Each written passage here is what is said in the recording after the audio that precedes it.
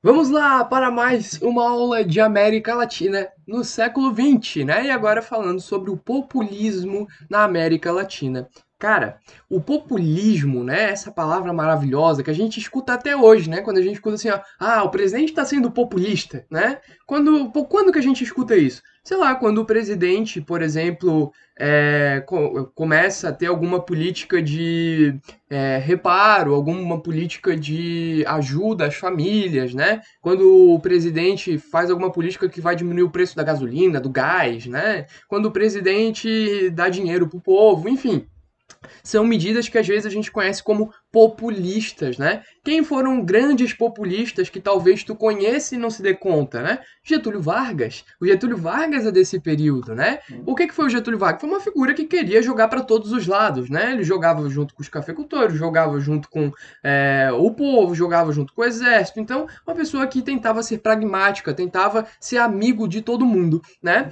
Esses são os líderes populistas, pessoas que, né, são carismáticas, né, são líderes carismáticos, eles vão formar às vezes governos centralizadores, vão formar governos até às vezes autoritários, como foi o caso do Vargas, né? Como foi o caso do Mussolini, como foi o caso do Hitler, né? Líderes autoritários, mas carismáticos e que faziam, né, a mobilização das massas, né? Seja essa mobilização massa de manobra para interesses obscuros, seja uma mobilização legítima, tá? E aqui é claro que eu não quero comparar, né, alguns líderes populistas, como a gente vai falar depois do Perón, né, com o Hitler. É claro que não tem comparação, né? Mas a característica populista, né, a característica de mobilizar massas, de ser um líder carismático, ambos compartilham, né? Não confunda, né? Não estou comparando um com o outro. Estou comparando esta característica em específico. Beleza? É claro que não tem comparação.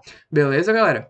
Mas a gente vai ver ao longo da história, né, figuras como, por exemplo, Napoleão Bonaparte, né, figuras como, por exemplo, Alexandre o Grande, sendo líderes populistas, Júlio César em Roma Antiga, né, que tinham esse traço populista, essa característica de mobilizar multidões.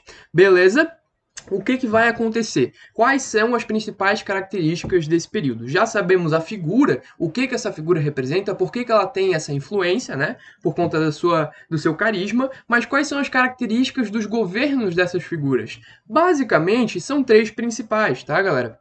A gente vai ter aí a conciliação de interesses das classes sociais, ou seja, vão jogar tanto para o povo com direitos trabalhistas, né? Como, por exemplo, fim de semana, como, por exemplo, 13º salário, como, por exemplo, a garantia do serviço, né? Sem a possibilidade de demissão repentina, né? Direitos trabalhistas que interessam a classe, né, proletária. Mas, ao mesmo tempo, eles vão querer, né, ter uma política de responsabilidade fiscal, eles vão querer jogar, né, junto com os grandes empresários, eles vão querer atender os interesses do exército, tá? Então, eles conseguem conciliar os grandes interesses de todas as classes do povo, beleza? O que vai acontecer? Além disso, geralmente, não é sempre, mas geralmente esses líderes, eles têm essa característica de serem controladores, de serem administradores muito incisivos, né? E acabam, então, né, praticando o intervencionismo econômico, tá? Então, geralmente, esses líderes populistas que a gente vai ver na América Latina não são liberais, de fato, né? Laissez-faire, passer le monde devant, o Estado que vai se ferrar, né? O Estado não se mete na economia. Não. Os líderes populistas, eles interferem, sim, na economia. Tranquilo? Outra coisa, né? Eles são pessoas, então, que vão, né, com esse intervencionismo econômico, praticar aí um protecionismo de mercado, né? Ou seja, aumentar os impostos dos produtos estrangeiros para, né, melhorar a competição das empresas nacionais, né? Melhorar as condições das empresas nacionais e melhorar a sua competitividade. Tá? O que mais? Vão também acontecer substituições de importações. Por que eu tenho que ficar importando produto dos Estados Unidos, da França, da Inglaterra, se eu posso produzir aqui dentro, ganhar lucro com isso, né? E melhorar as condições das indústrias e fábricas nacionais. Então, essas são as três principais características, tá? Mas eles não são super homens, não são super governos, não são, né, super governantes, tá? A gente vai ter aí algumas limitações. Por exemplo, a maioria deles não conseguiu passar muitas reformas no ponto de vista social, porque se aprovassem, por exemplo, uma reforma agrária, eles perderiam o apoio dos empresários, e eles, como querem jogar para todos os lados, acabam não podendo fazer reformas mais progressistas, como, por exemplo, a reforma agrária, que num contexto de caudilismo no século XIX na América Latina, seria viável, né, para tentar melhorar as condições de um povo que passou por muita pobreza por muito tempo. Tá? Principalmente um povo que sofreu com escravidão e tudo mais, tá bom? Então, a gente vai ter aí a limitação, né, desses interesses de reformas por parte, né, dessa política de jogar para todos os lados e de atender os interesses, né, dos grandes empresários. Outra coisa, né? Não pode afetar os interesses qualquer das elites hegemônicas. Então, não vai se meter no produto que está vendendo bem, né? Por exemplo, aqui no Brasil, o Vargas, no início de seus mandatos, vai acabar não interferindo tanto. Claro, ele vai interferir no café e tudo mais, né? Chega de convênio de Taubaté, mas ainda assim vai tentar ajudar os cafeicultores. Então, mantendo algumas tendências, tá, galera?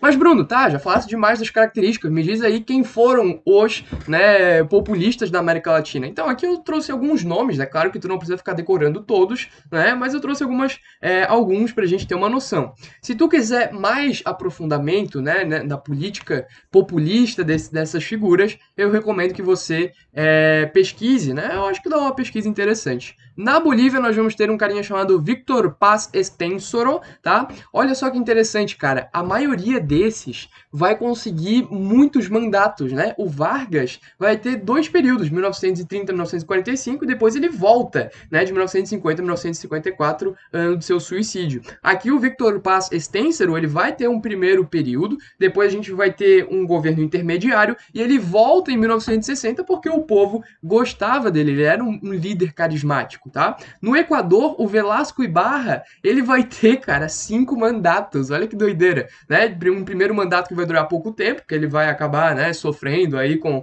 as oposições, depois um segundo mandato de 44 a 47, né, pegando aí o fim da Segunda Guerra Mundial, um outro mandato de 52 a 56, mais um de 60 a 61 e um último, né, de 68 a 72. Olha só, a história do Equador é muito louca, tá, cara? Então o Velasco Ibarra vai ficar aí 5 mandatos ao longo do século XX, que doideira, né? E na Argentina? Gente, na Argentina a gente tem, pra mim, a principal caricatura do que foi o populismo. Tu quer entender o que foi o populismo na América Latina?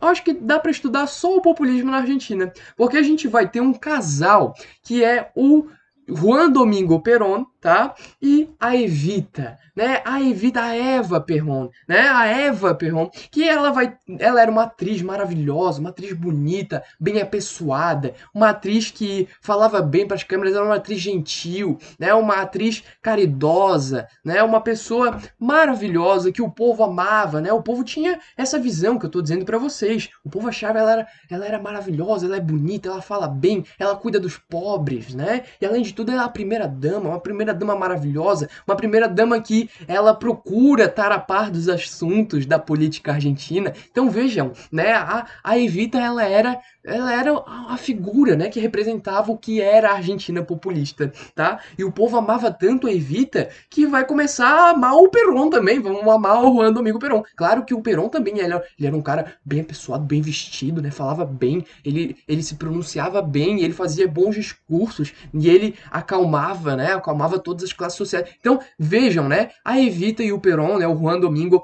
eles vão ser as principais figuras, né, desse populismo da América Latina. É claro que a gente vai ter na Argentina também um populismo precoce, né, que foi o populismo do Hipólito Yrigoyen, tá, de 1916 a 1922. Ele vai ter algumas políticas nacionalistas que vão ser bem vistas pelo povo, tá? E mais, cara, o Perón de 46 a 55 ele fez história, né? Ninguém nunca conseguiu tanta aprovação, né, em seu governo como o Perón conseguiu. O Perón ele não só ele conseguiu para si toda essa fama, mas a mulher dele, que era uma mulher famosa, né, uma atriz, ela que vai construir o personagem, a Evita, né, e ela que era uma líder política também. Então, cara, o que aconteceu na Argentina é inigualável, assim, né, é realmente surpreendente. Beleza, galera? Quer entender mais sobre a América Latina, o que vai acontecer nos próximos capítulos? Te vejo na próxima aula, então. Beijão, valeu!